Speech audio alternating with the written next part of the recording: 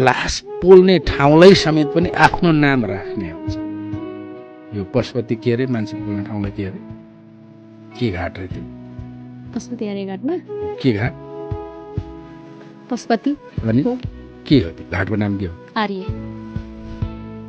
म आर्य हो कि अनार्य हो म पोलिने कि नपोलिने त्यो यसरी पोल्ने ठाउँ समेत पनि कब्जा गर्ने यी कति सुन्यो भने व्यवहार चाहिँ त्यस्तो देखिन्छ। यसरी बोल्यो भने मिलेर बसेको जाति फुटाउने साम्प्रदायिक आवाज बोल्ने विदेशी डलरे अझै भएन यो इसाई यसरी नाम दिन्छ। मेरो बाउ बाजे बराजु हजुरबाउ कहिले पनि इसाई थिएन र म इसाई होइन गर्वका साथ भन्छु।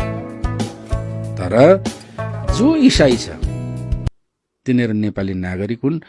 मैले यहाँ भएका अन्य धर्महरूले जसरी सुविधा पाएको छ त्यो इसाईले पनि पाउनुपर्छ, त्यो मुस्लिम पाउनुपर्छ, त्यो किराँतले पनि पाउनुपर्छ, त्यही हिन्दूले पाए बराबर अरूले पनि पाउनु, बुद्धिस्टले पनि पाउनुपर्छ। म चाहिँ समानताको दृष्टिले हेर्छु।